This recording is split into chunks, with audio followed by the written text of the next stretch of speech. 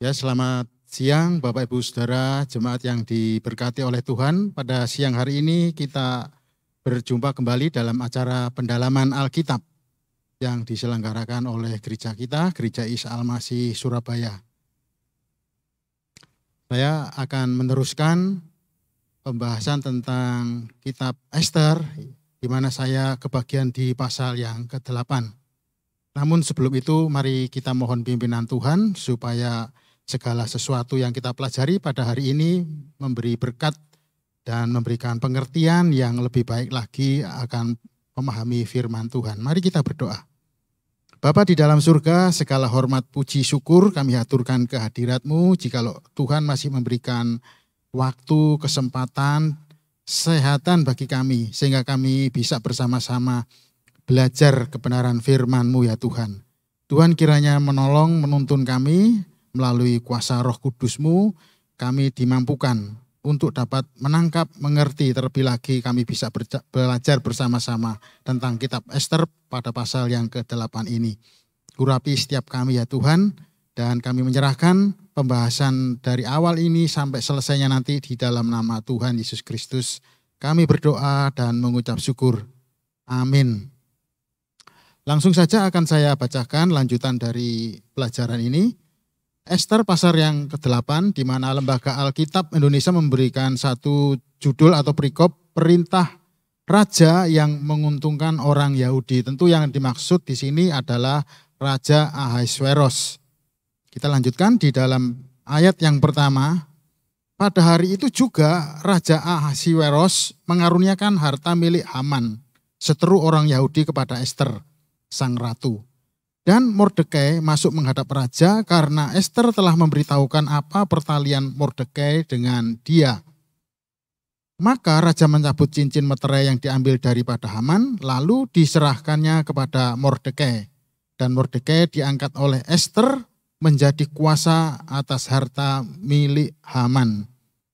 Kemudian Ester berkata lagi kepada raja sambil sujud pada kakinya dan menangis, memohon karunia-Nya supaya dibatalkannya maksud jahat Haman orang Agag itu, serta rancangan yang sudah dibuatnya terhadap orang Yahudi. Maka raja mengulurkan tongkat emas kepada Ester, lalu bangkitlah Ester dan berdiri di hadapan raja, serta sembahnya. Jikalau baik pada pemandangan raja, dan jikalau hamba mendapat kasih raja, dan hal ini kiranya dipandang benar oleh raja, dan raja berkenan kepada hamba, maka hendaklah dikeluarkan surat titah untuk menarik kembali surat-surat yang berisi rancangan Haman bin Hamedata orang Agag itu, yang ditulisnya untuk membinasakan orang Yahudi di dalam semua daerah kerajaan. Ayat 6. Karena bagaimana hamba dapat melihat malapetaka yang menimpa bangsa hamba, dan bagaimana hamba dapat melihat kebinasaan sanak saudara hamba, maka jawab Raja Ahasweros kepada Ester sang ratu, serta kepada Mordekai orang Yahudi itu, harta milik Haman telah kukaruniakan kepada Ester, dan Haman sendiri telah disulakan pada tiang karena ia sudah mengacungkan tangannya kepada orang Yahudi. Tuliskanlah atas nama raja apa yang kamu pandang baik tentang orang Yahudi, dan meteraikanlah surat itu dengan cincin meterai raja, karena surat yang dituliskan atas nama raja dan dimeteraikan dengan cincin meterai raja tidak dapat ditarik kembali. Ayat 9. Pada waktu itu juga dipanggillah para panitera raja dalam bulan yang ketiga, yakni bulan Siwan, pada tanggal 23, dan sesuai dengan segala yang diperintahkan Mordekai, ditulislah surat kepada orang Yahudi dan kepada para wakil pemerintah, para bupati dan para pembesar daerah dari India sampai ke Ethiopia, 127 daerah. Kepada tiap-tiap daerah menurut tulisannya dan kepada tiap-tiap bangsa menurut bahasanya, dan juga kepada orang Yahudi menurut tulisan dan bahasanya. Maka ditulislah pesan atas nama Raja Ahasweros dan meterai dengan cincin meterai raja, lalu dengan perantaran pesuruh-pesuruh cepat yang berkuda yang mengendarai kuda kerajaan yang tangkas, yang diternakkan di pekudaan, dikirimkanlah surat-surat yang isinya, raja mengizinkan orang Yahudi di tiap-tiap kota untuk berkumpul dan mempertahankan nyawanya serta memunahkan, membunuh atau membinasakan segala tentara, bahkan anak-anak dan perempuan-perempuan dari bangsa dan daerah yang hendak menyerang mereka, dan untuk merampas harta miliknya. Pada hari yang sama, di segala daerah Raja Ahasweros pada tanggal 13 bulan yang ke-12, yakni bulan Adar. Salinan pesan tertulis itu harus diundangkan di tiap-tiap daerah, lalu diumumkan kepada segala bangsa, dan orang Yahudi harus bersiap-siap untuk hari itu akan melakukan pembalasan kepada musuhnya. Ayat 14. Maka dengan terburu-buru dan tergesa-gesa berangkatlah pesuruh-pesuruh cepat yang mengendarai kuda kerajaan yang tangkas itu atas titah raja. Dan undang-undang itu dikeluarkan di dalam benteng Susan. Dan Mordekai keluar dari hadapan raja dengan memakai pakaian kerajaan dari pakaian ungu tua dan kain lenan. Dengan memakai tajuk emas yang mengagumkan serta jubah daripada kain lenan halus dan kain ungu muda. Maka kota Susan pun bertepik soraklah dan bersukaria. Orang Yahudi telah beroleh kelapangan hati dan sukacita, kegirangan dan kehormatan. Demikian juga di tiap-tiap daerah dan di tiap-tiap kota, di tempat dimanapun titah dan undang-undang raja telah sampai. Ada sukacita dan kegirangan di antara orang-orang Yahudi dan perjamuan serta hari gembira, dan lagi banyak dari antara rakyat negeri itu masuk Yahudi, karena mereka ditimpa ketakutan pada orang Yahudi. Sampai di sini pembacaan, dan mari kita sama-sama menelaah apa yang ada di dalam pasal yang ke-8 ini. Tentunya ketika segala amarah yang sudah mulai reda, yang ditulis di pelajaran kemarin di Ester pasal yang ke-7, ayat yang terakhir 10 dikatakan, kemudian Haman disulahkan pada tiang yang didirikannya untuk Mordekai, maka surutlah panas hati raja.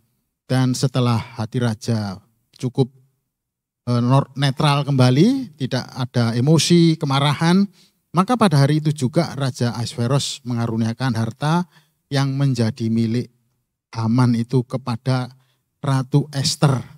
Semua apa yang dimiliki sekarang menjadi milik Ratu Ester. Ini satu keputusan yang Raja Ahasweros lakukan.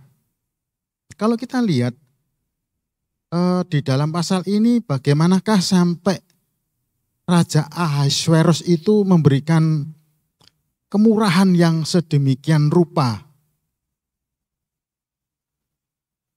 Oleh karena kalau kita melihat di dalam kitab Ester ini, sekalipun tidak ada kata Tuhan atau kata Allah di dalamnya, tetapi sangat kental sekali bahwa keajaiban atau kejadian-kejadian yang berpihak kepada kebenaran, yang berpihak kepada keadilan, dan yang berpihak kepada belas kasihan, yang kemudian menghukum siapa yang jahat di sana, sangat kental sekali. Tentunya bagi orang-orang di wilayah Persia ini yang pada budayanya sangat memuja akan dewa-dewa mereka, mereka juga merasa apa itu yang menjadi wewenang dari oknum atau dari pribadi ilahi yang bekerja secara diam-diam. Khususnya ketika kita mempelajari di kitab Ester ini. Kita lihat ketika raja itu memberikan satu kemurahan balas jasa kepada Mordekai, ini bisa saya bayangkan jarang sekali orang bisa bertindak seperti Raja Ahasweros.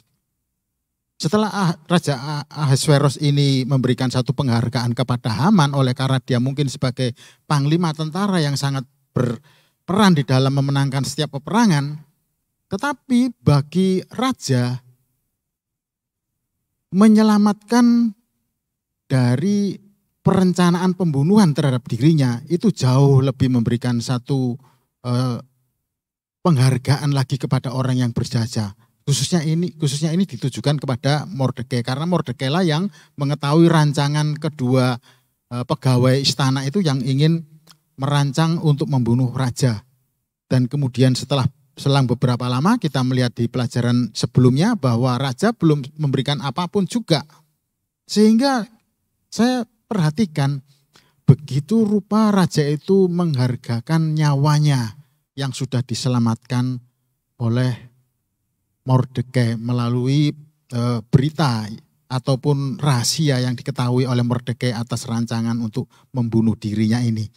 Nah, Bapak Ibu Saudara sekalian, seharusnya ini menjadi satu pengingat bagi kita sejauh mana kita di dalam mengiring Tuhan, mengikut Tuhan. Seringkali kita datang beribadah ke gereja atau mengikuti satu kebaktian-kebaktian yang selalu kita ingat, yang selalu kita nomor satukan biasanya memohon berkat. Berkat itu adalah berupa kesehatan, rezeki, ya semuanya itu tentu tidak salah. Tetapi kalau itu menjadi satu prioritas tentunya kita akan tidak pada tempatnya.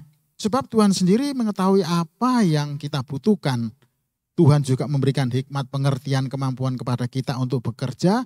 Sementara kita melakukan segala pekerjaan kita dengan baik, dengan jujur, dengan adil, maka dengan sendirinya berkat Tuhan akan mengikuti tanpa kita harus memohon-mohon sedemikian rupa. Yang perlu kita ingat adalah bagaimana jiwa kita itu lebih berharga daripada keberhasilan segala pekerjaan yang kita lakukan. Karena kita tahu bahwa pada akhirnya toh segala yang kita miliki itu akan kita tinggalkan di dalam dunia ini. Kita lahir tidak membawa apa-apa, ketika kita meninggal kita tidak bawa apa-apa. Itu sebabnya yang kita bawa adalah segala perbuatan-perbuatan yang memuliakan nama Tuhan.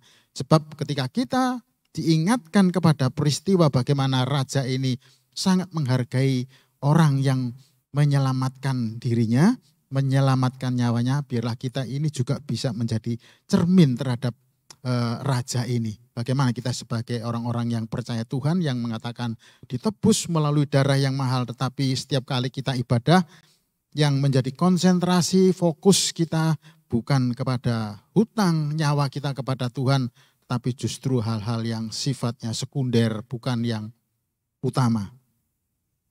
Kemudian di ayat yang kedua dikatakan maka raja mencabut cincin meterai yang diambil daripada Haman lalu diserahkan kepada Mordekai dan Mordekai diangkat oleh Ester menjadi kuasa atas harta milik Haman.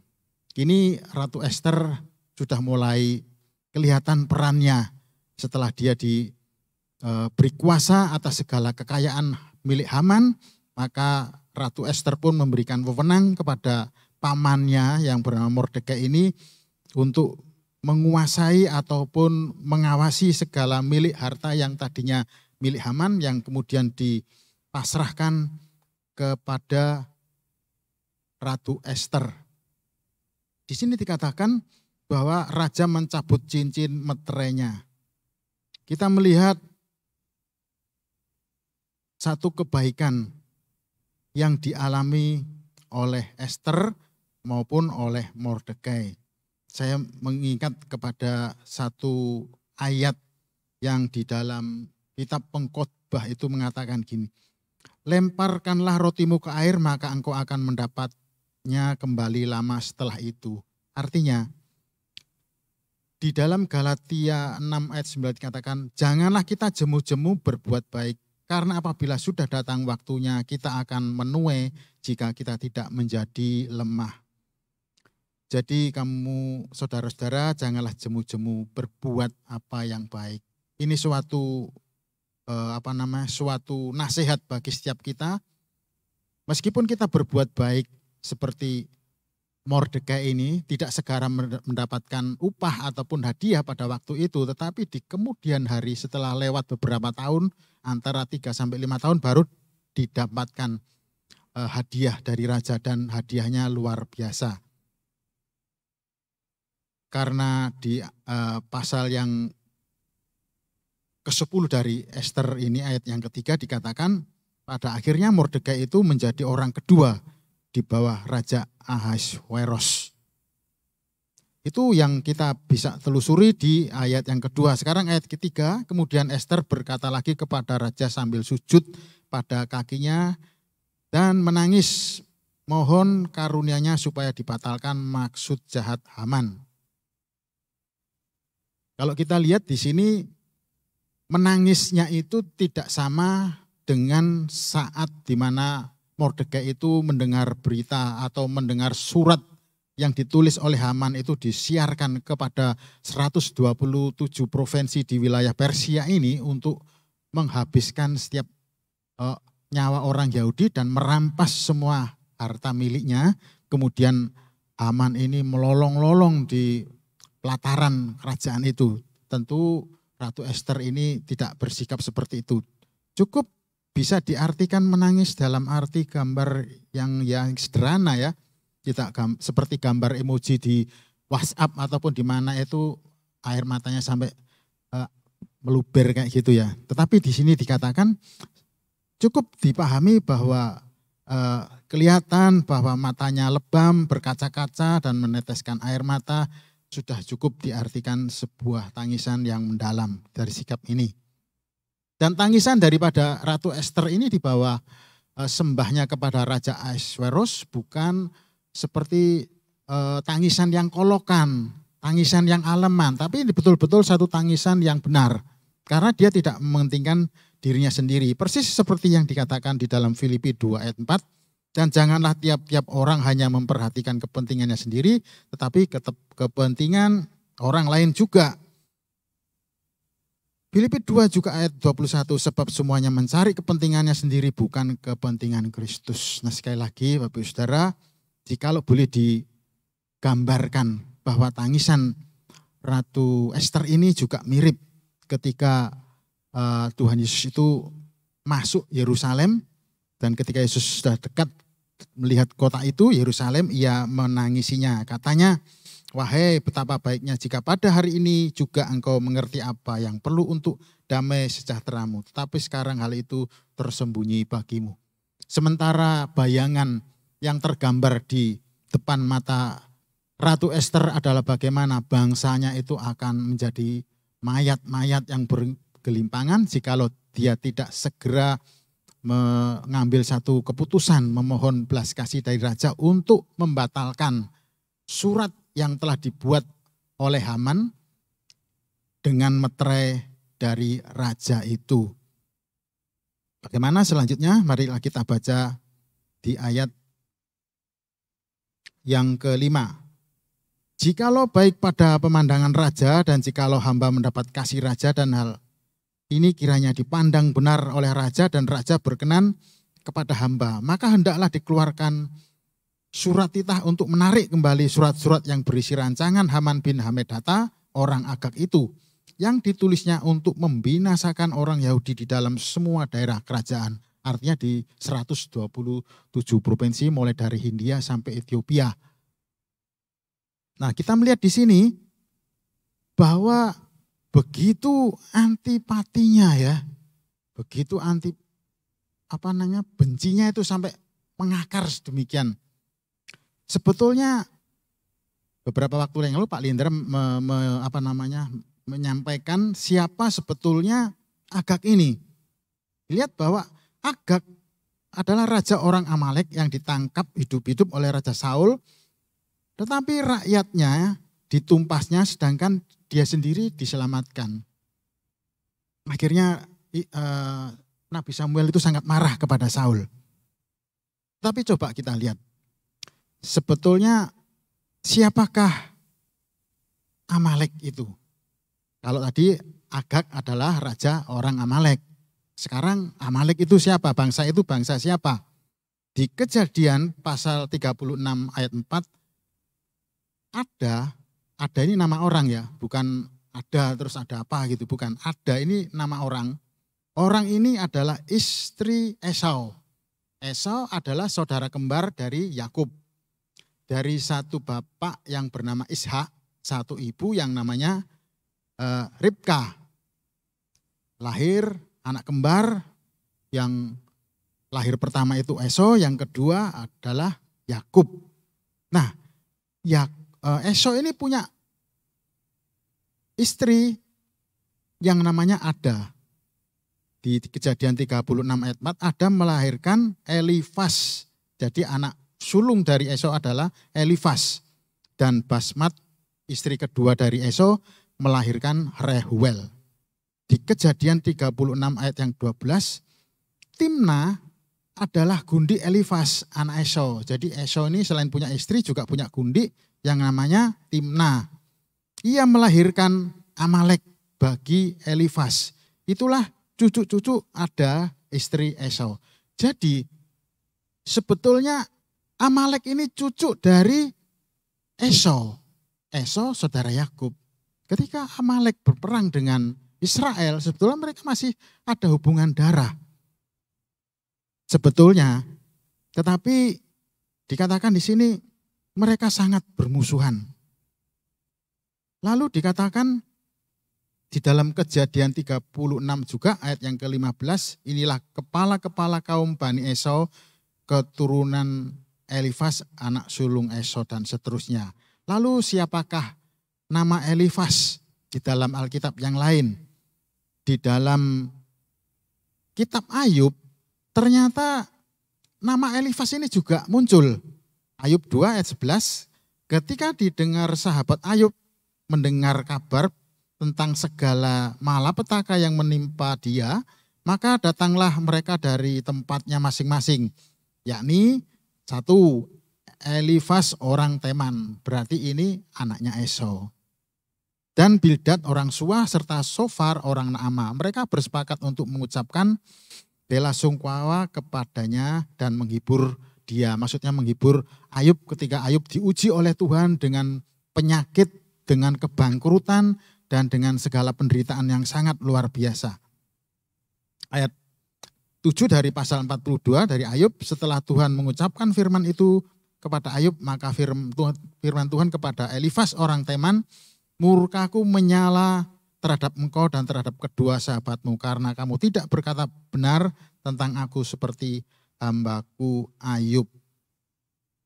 Jadi setelah saya telusuri nama ke atasnya dari bangsa Amalek, di mana Raja Agag dan Haman itu sendiri adalah orang Agag, turunan dari Agag, maka saya bisa memikirkan segini, sebegitu jauhnya ya permusuhan antara Yakub dan Esau. Pada saat Yakub itu menipu Ishak ayahnya untuk mengambil hak kesulungan dengan menipu ayahnya dengan memberikan makanan dan tubuhnya itu dililiti dengan kulit dari binatang. Dan kemudian ketika Esau datang memasakkan makanan itu buat Ishak ayahnya, maka ayahnya merasa ditipu oleh Yakub.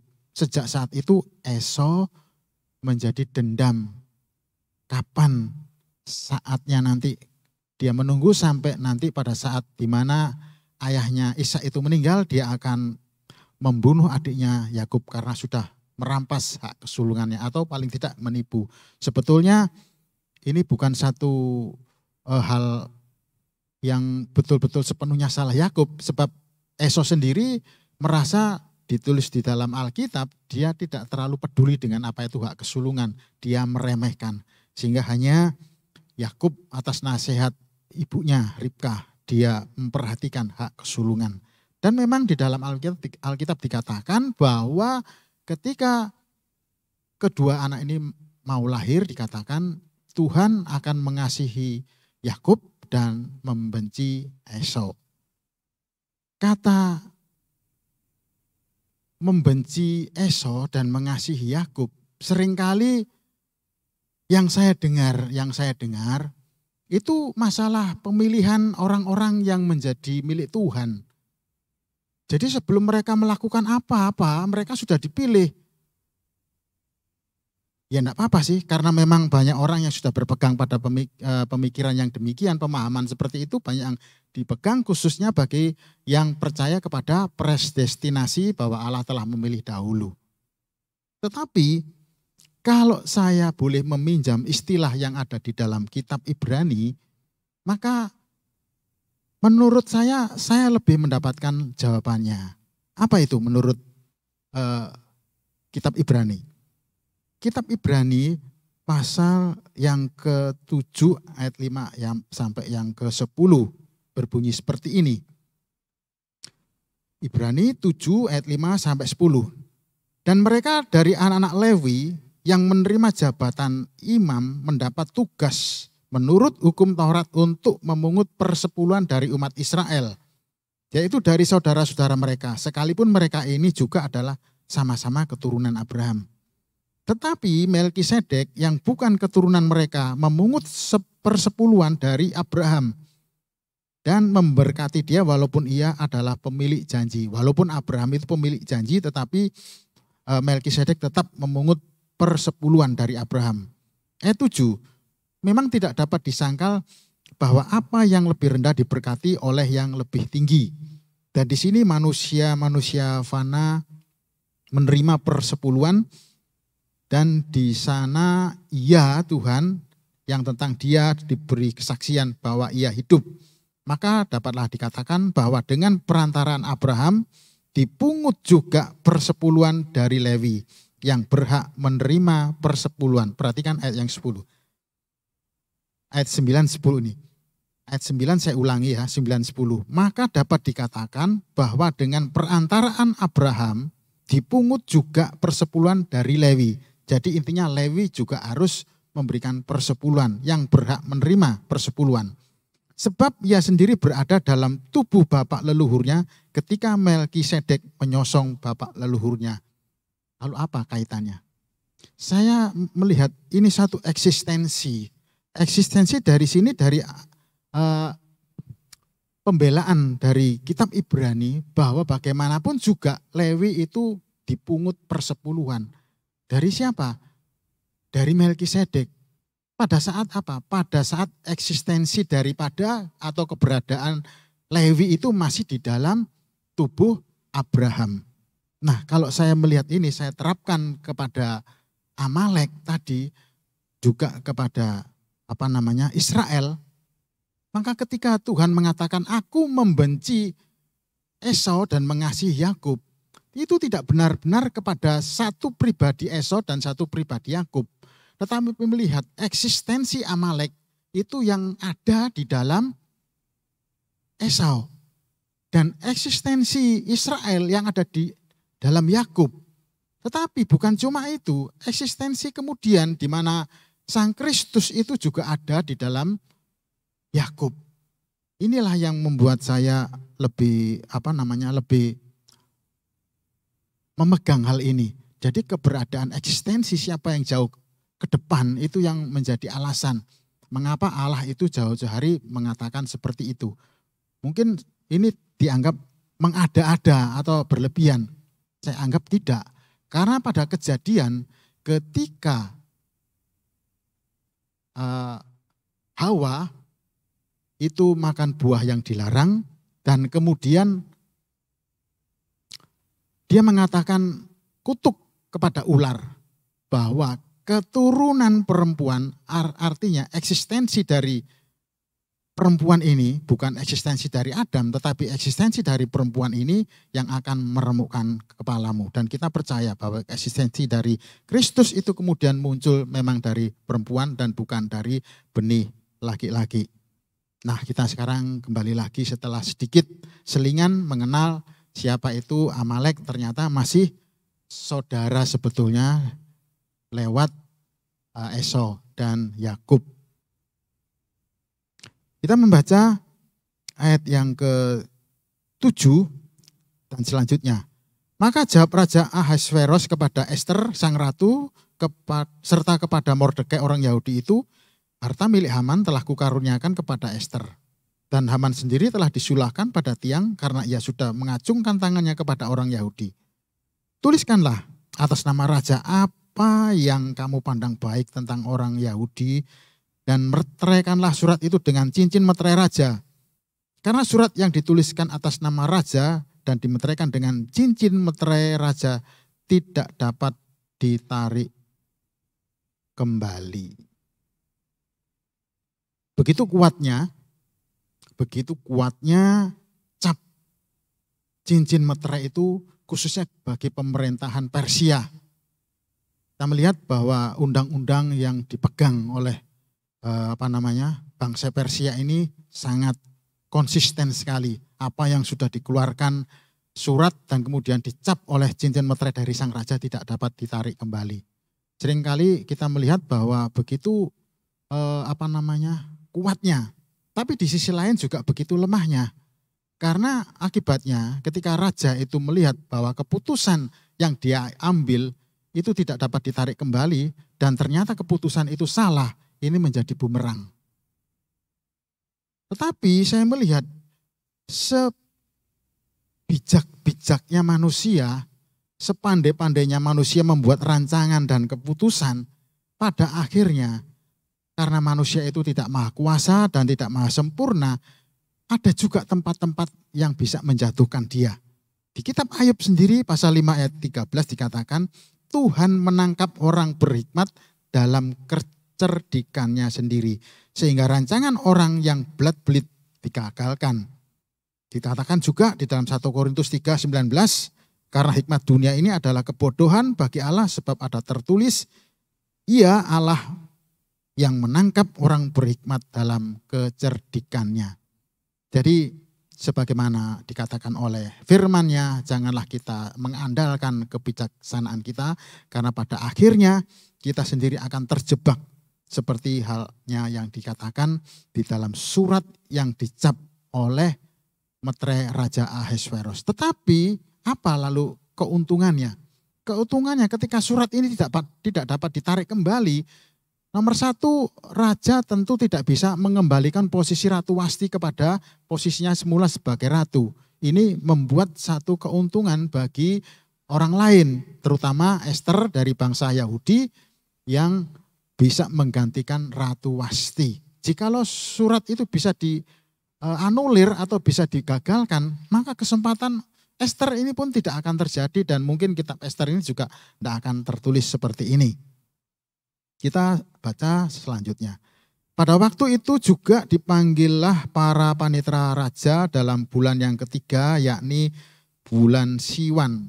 Pada tanggal 23 dan sesuai dengan segala yang diperintahkan Mordekai, ditulislah surat kepada orang Yahudi dan kepada para wakil pemerintah, para bupati dan para pembesar daerah dari India sampai Ethiopia, 127 daerah. Kepada tiap-tiap daerah menurut tulisannya dan kepada tiap-tiap bangsa menurut bahasanya. Dan juga kepada orang Yahudi menurut tulisan dan bahasanya. Ayat 10, maka ditulislah pesan atas nama Raja Ahasveros dan dimeterai dengan cincin meterai raja, lalu dengan perantaraan pesuruh-pesuruh cepat yang berkuda, yang mengendarai kuda kerajaan yang tangkas, yang diternakkan di pekudaan, dikirimnyalah surat-surat yang isinya raja mengizinkan orang Yahudi di tiap-tiap kota untuk berkumpul dan mempertahankan nyawanya serta memunahkan, membunuh atau membinasakan segala tentara, bahkan anak-anak dan perempuan-perempuan dari bangsa dan daerah yang hendak menyerang mereka, dan untuk merampas harta miliknya. Apa maksudnya mengirimkan surat sampai ke 127 provinsi? Saya memang tidak terlalu banyak melihat referensi di buku-buku lain ya. Apakah orang-orang Yahudi itu sudah tersebar sedemikian luasnya sampai ke Ethiopia, sampai ke India? Ataukah ini sebagai suatu pagar ketika orang-orang Yahudi mendengar hari di mana mereka akan dibinasakan itu, mereka lari ke daerah lain. Daerah lain itu pun sudah punya surat yang mengizinkan untuk membinasakan mereka. Saya tidak tahu apakah sudah sedemikian tersebar luasnya orang-orang Yahudi. Mengingat pembuangan orang-orang Yahudi ini dikonsentrasikan oleh Raja Babel, yaitu ke negeri Babel. Dan kemudian setelah Babel direbut oleh orang Persia, maka apakah mungkin orang-orang Israel, orang-orang Yahudi ini juga ada yang lari ke daerah-daerah lain. Padahal kita tahu bahwa Kores juga sudah memberikan satu kelonggaran supaya siapa yang mau balik ke negerinya diizinkan kembali ke sana. Tetapi kita lihat bahwa Mordekai dan beberapa orang dari mereka yang disebut orang-orang Yahudi ini tidak balik. Beberapa mengartikan bahwa mereka kenapa tidak balik ya? Kenapa mereka tidak balik? Karena mereka kerasan. Bukankah lebih baik kembali ke negerinya? Saya pikir-pikir pertimbangannya tentu banyak. Ketika mereka kembali, toh mereka masih diawasi oleh pemerintah atau kerajaan Persia. Mereka balik, mereka tidak memiliki raja sendiri. Karena mereka tidak memiliki raja sendiri, otomatis mereka tidak memiliki keamanan tentara ataupun pasukan-pasukan yang bisa membela diri. Kemudian sisi lain yang saya pikirkan mungkin juga mereka berpikir bahwa ketika tidak ada raja di Israel, maka tidak menutup kemungkinan peristiwa yang terjadi di dalam Hakim-Hakim, pasal yang terakhir itu dikatakan bahwa setiap orang berbuat semaunya dianggap benar sendiri, pokoknya dianggap benar dijalankan, tidak tahu itu benar atau salah. Setiap orang melakukan sekehendak hatinya masing-masing. Mungkin karena pertimbangan seperti itu, beberapa orang memilih untuk tidak balik ke negaranya, Israel. Karena mereka lebih aman ditinggal di negara, mungkin yang tidak mengenal Tuhan, tetapi di sana ada pasukan atau ada tentara-tentara yang bertugas mewakili raja untuk memberikan satu perlindungan, menegakkan keadilan, dan sebagainya, sehingga mereka merasa lebih nyaman di sana. Mungkin ini menjadi satu pertimbangan. Dan kita tahu bahwa permohonan surat yang dimohonkan oleh Ratu Ester supaya Raja Ahasveros membuat surat pembatalan ternyata memang tidak bisa dibatalkan. Jadi inilah surat yang baru bagi bangsa Yahudi. Surat yang lama tidak bisa dibatalkan tetapi dimunculkan surat yang baru. Bangsa Yahudi diizinkan untuk satu mempertahankan diri, dua untuk melawan, bahkan membunuh para pembenci mereka. Perhatikan, ada tentara di sini. Saya tidak tahu apakah di antara tentara itu ada orang Yahudinya atau tidak. Kalau di negara kita, Indonesia ini, yang berhak memiliki senjata itu adalah tentara dan orang-orang yang sipil itu tidak diizinkan. Kita tidak mengerti apakah di kerajaan Ahasveros ini baik tentara maupun orang-orang sipil itu diizinkan memiliki senjata. Kita tidak tahu ketika terjadi pembalasan-pembalasan seperti itu diizinkan bahkan membunuh tentara, ini apakah mereka juga berimbangan seperti itu? Ataukah memang orang-orang Yahudi di wilayah kerajaan Ahasveros ini juga cukup banyak orangnya, sehingga dilihat seolah-olah mereka mampu menandingi para musuh ini? Atau karena raja itu sudah berpihak kepada Mordekai dan seolah-olah berpihak kepada orang Yahudi? Banyak pemikiran-pemikiran seperti itu yang tentunya saya tidak terlalu banyak membaca dokumen-dokumen ataupun naskah-naskah. Jadi saya hanya memikirkan apakah kira-kira yang menjadi pertimbangan di sini sampai diizinkan untuk membunuh tentara. Terus apakah surat kedua ini bisa dimaknai seperti halnya dua hukum Allah, di mana hukum Allah itu terjadi dari hukum Taurat dan hukum kasih karunia. Hukum Taurat memang tidak bisa ditarik kembali. Firman Tuhan mengatakan segala tulisan yang ada di dalam firman itu akan berlaku sampai pada hari kiamat.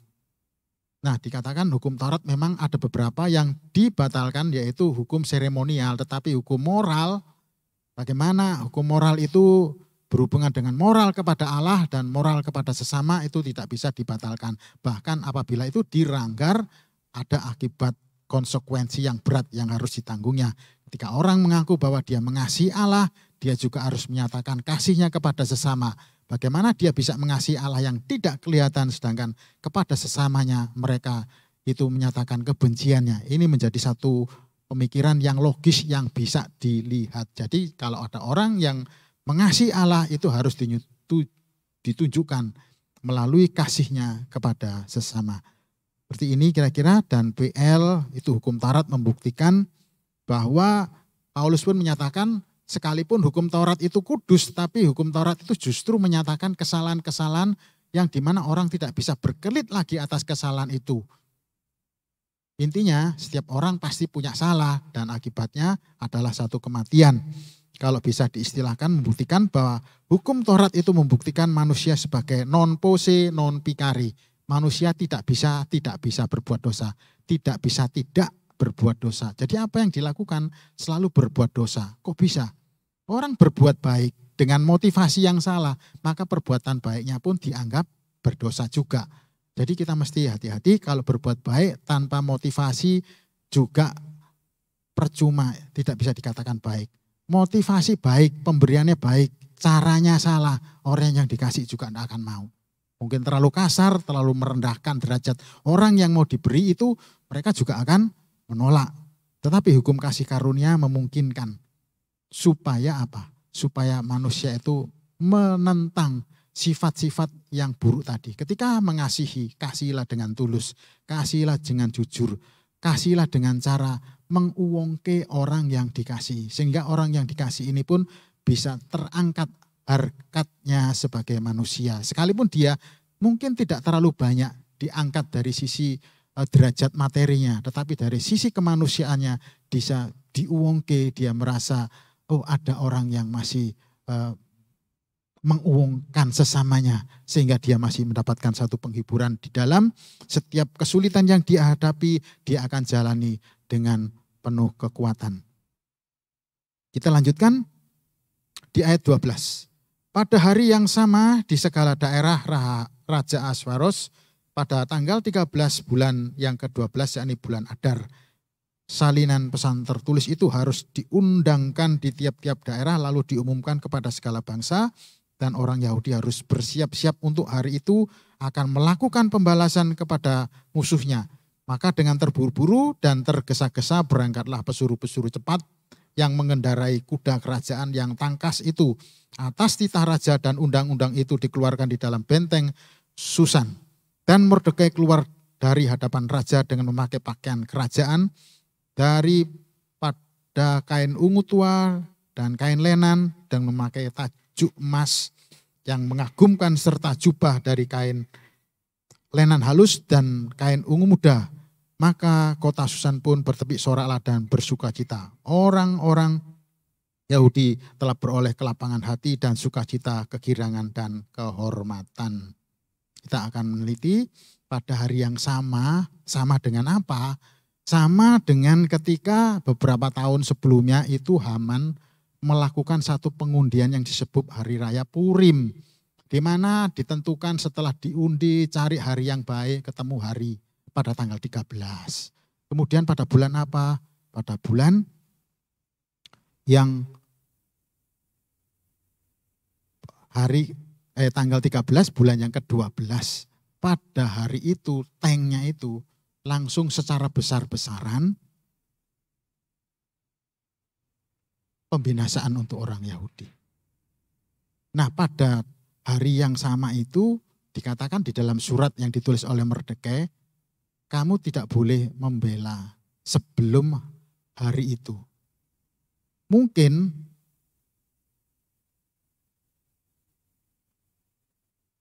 sebelum tibanya hari tanggal 13 dan bulan yang ke-12 itu sudah banyak penjarahan, orang-orang Yahudi sudah mulai dibully, sudah mulai ketakutan, sehingga seolah-olah mereka itu ada di dalam di ujung pengharapan yang sudah tidak bisa diharapkan lagi. Tetapi kita tahu bahwa kemudian atas kemurahan dari Tuhan yang tidak dilihat, ternyata Tuhan itu tidak tinggal diam. Dia tidak membiarkan orang-orang benar itu dimusnahkan begitu saja. Dia tidak tinggal diam karena siapapun juga yang hidup itu adalah hidup di hadapan hadiratnya. Dan mungkin orang-orang Yahudi sudah merasakan teror-teror semacam itu sehingga ketika surat itu diumumkan maka yang menjadi teror di surat yang pertama itu dengan adanya surat kedua diizinkan atas izin Raja Ahasveros, maka mendapat kelegaan. Jadi mereka punya kemampuan untuk melawan. Biarlah kita juga punya kekuatan untuk melawan ketika hal-hal yang negatif yang masih ada di dalam diri kita. Bukankah kita sekalipun sebagai orang yang beriman tetapi natur kita masih ada yang muncul kadang-kadang sifat-sifat dosa kita itu. Tidak sabaran, kurang tekun, ketika direndahkan kita gampang emosi dan seterusnya. Dan biarlah ini menjadi satu pengingat bagi kita supaya apa yang kita jalankan senantiasa kita pikirkan terlebih dahulu sebelum kita bertindak maupun berkata-kata. Sebagai pembahasan di ayat yang terakhir, ayat yang ke-17. Demikian juga di tiap-tiap daerah dan tiap-tiap kota, di tempat manapun titah dan undang-undang raja telah sampai, ada sukacita dan kegirangan di antara orang Yahudi dan perjamuan serta hari gembira, dan lagi banyak di antara rakyat negeri itu masuk Yahudi karena mereka ditimpa ketakutan kepada bangsa Yahudi. Teror itu kini berbalik arah rupanya. Yang tadinya itu menteror orang Yahudi, sekarang Yahudi mendapat angin melalui surat itu, dan teror itu kemudian membuat orang-orang bahkan yang tadinya itu tidak memusuhi orang Yahudi sempat ketakutan juga. Takut apa? Takut salah sasaran mungkin. Tentu ini ketakutan seperti ini didorong oleh rasa ketakutan terhadap Mordekai yang kini menyandang cincin meterai kerajaan. Masuknya orang-orang lain ke Yahudi bukan berarti mereka itu betul-betul mengikuti tradisi Yahudi. Mereka hanya sifatnya itu tidak memusuhi lagi kepada orang-orang Yahudi. Jadi tidak bisa diartikan bahwa masuk Yahudi itu berarti mereka itu mengikuti tradisi Yahudi. Oleh karena apa? Oleh karena dorongan yang membuatnya mereka masuk Yahudi ini karena ketakutan, bukan karena kesadaran melihat siapa Allah orang-orang Yahudi ini. Dan seperti apa perjanjian-perjanjian yang pernah dilakukan antara Allah dan manusia, khususnya lewat sejarah orang Yahudi. Ini juga menandakan adanya bahwa peperangan antara kelompok Haman yang anti Yahudi melawan kelompok Mordekai. Meskipun Mordekai telah mati, namun masih ada anak-anaknya atau orang-orang yang pro Haman dan yang akan memimpin penyerangan terhadap orang-orang Yahudi pada hari yang sudah diundi pada tanggal 13 pada bulan yang ke-12. Bukankah kebanyakan orang yang mau ikut Tuhan juga demikian disebabkan oleh takut neraka? Ada orang yang ikut Tuhan itu takut neraka. Atau mau memanfaatkan kuasanya. Kenapa ikut Tuhan? Ya supaya nanti kalau mati tidak masuk neraka. Keliru. Memang Tuhan akan memberikan surga pada orang yang takut kepada Dia. Tetapi kalau kita cuma dasarnya takut neraka, kita tidak betul-betul tulus kepada Tuhan, bersyukur karena Tuhan sudah menyediakan surga. Lalu Tuhan gini, lah kamu itu takutnya ambek nerokone tok, ambek aku tak pernah hormat kok. Tidak pernah ini. Ini kan menjadi satu kesalahan. Atau kita ikut Tuhan supaya kita bisa memanfaatkan Tuhan. Tuhan itu kan maha kuasa, kalau minta apa-apa kan mesti dikasih. Kalau tidak dikasih ya tentu kita puasa, kalau tidak dikasih kita doa yang banyak-banyak. Supaya Tuhan itu sungkan kepada kita sehingga kita nanti akan diberi oleh Tuhan. Keliru, Tuhan itu tidak kayak gitu.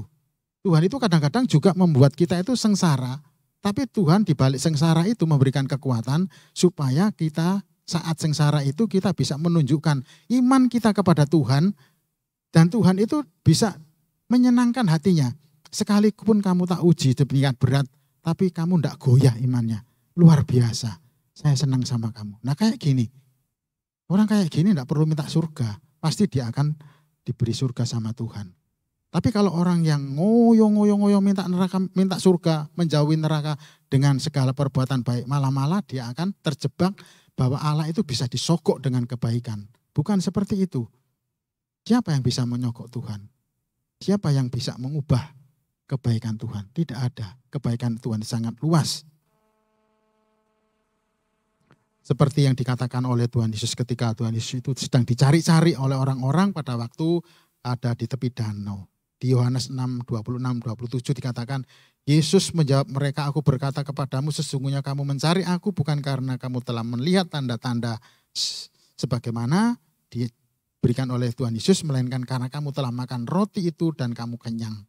Tanda-tanda itu diberikan bukan supaya orang-orang yang pada waktu Yesus pelayanan di dunia ini mereka itu kagum dengan tanda-tanda itu, justru melihat bahwa di balik tanda-tanda yang dia kerjakan, orang ini sangat istimewa, orang ini luar biasa, orang ini tidak seperti kebanyakan nabi, tidak seperti kebanyakan rasul. Ini sangat-sangat berbeda sekali. Itu yang mau ditunjukkan. Tetapi apa yang ada di pikiran orang-orang yang pada waktu itu mendengar khotbahnya, pengajarannya, mereka justru malah tertarik dengan tanda-tandanya, mujizatnya. Ini mesti kita berhati-hati. Nah, Bapak Ibu Saudara yang dikasihi Tuhan, saya hanya sampai di sini memberikan satu pemaparan dari pasal 8 kitab Ester ini. Sekali lagi, meskipun menurut catatan itu ada yang melawan, ada yang membela dari kitab Ester ini. Melawannya itu bukan melawan bagaimana gitu ya. Melawannya itu misalnya seperti Martin Luther, itu melawannya itu kitab Ester ini mau dipisahkan dari kanon kitab perjanjian lama kemudian masuk kepada Apokrifa dan Deuterokanonika, masuknya ke sana. Jadi tidak dimasukkan kepada kanon Alkitab. Tetapi kemudian setelah dipelajari ternyata hal itu banyak yang membela. Nah, kalau saya boleh sedikit membela, ada pembelaan di sini, saya justru tidak membela di dalam hal sah atau tidak sahnya kitab Ester ini, tapi memang nyata-nyata seperti itu. Bahkan ada yang mengatakan bahwa Ester bisa disimbolkan atau dilambangkan seperti Kristus yang menangisi umatnya, sehingga dia tidak mementingkan sendiri tetapi kepentingan umat, bagaimana umat bisa diselamatkan. Terima kasih atas segala perhatian Bapak Ibu Saudara. Dan jangan lupa nanti 5:30 sore kita akan melihat paparan yang lebih dalam lagi yang akan disampaikan oleh Bapak Penatua Insinyur Lindra Arianto. Apa yang sudah saya sampaikan ini mungkin masih ada cacat celahnya, ada kekeliruannya. Dan biasanya beliau itu akan meluruskan. Jadi bagaimanapun juga kita akan mendapatkan berkat-berkat yang lebih lagi dari pemaparan beliau. Kita bersyukur bahwa Tuhan senantiasa memberikan kesehatan, kemurahan, hikmat, marifat kepada beliau ini, juga pengalaman-pengalaman, bukan hanya membaca, tetapi beliau ini juga sering pergi ke daerah-daerah di mana sejarah-sejarah dari Alkitab itu ditulis. Beliau ini diberkati Tuhan sehingga dimungkinkan untuk hadir di lokasi-lokasi tersebut dan beliau bisa membagikan kepada kita sekalian. Mari kita sama-sama nantikan nanti sore 5:30 jam 2 akan disampaikan secara live streaming. Mari kita sama-sama masuk di dalam doa. Terima kasih Tuhan untuk pemaparan yang secara singkat pada siang hari ini. Kiranya nama-Mu saja yang dipermuliakan dan tolonglah kami supaya kami boleh belajar bagaimana kami di tengah-tengah bangsa yang mungkin kami merasa bangsa yang asing, yang mungkin kami tidak sama dengan kebanyakan orang, tetapi kami percaya Tuhan melihat setiap perbuatan orang. Tuhan melihat setiap apa yang dilakukan oleh setiap orang. Kami percaya supaya Tuhan tolong kami sehingga kami bisa menyatakan kemuliaan Tuhan melalui tutur kata, perilaku kami dan tindak tanduk kami. Sehingga sekalipun orang tidak melihat Allah kami, Tuhan melihat kami, mereka bisa memuliakan Tuhan. Bukan kami sebaliknya. Melihat kami justru membuat nama Tuhan menjadi cacat, tetapi biarlah itu dijauhkan dari kami. Kami juga manusia yang lemah, penuh dengan kekurangan, mohon pertolongan-Mu ya Tuhan. Rendahkanlah hati kami supaya nama Tuhan ditinggikan. Demikian doa permohonan kami, juga kami berdoa untuk Bapak Penatua Lindra yang akan memaparkan nanti sore. Tuhan berikan kesehatan dan kesanggupan untuk memaparkan jauh lebih baik lagi. Dalam nama Tuhan Yesus kami berdoa dan mengucap syukur. Amin. Selamat siang Bapak Ibu Saudara, Tuhan memberkati.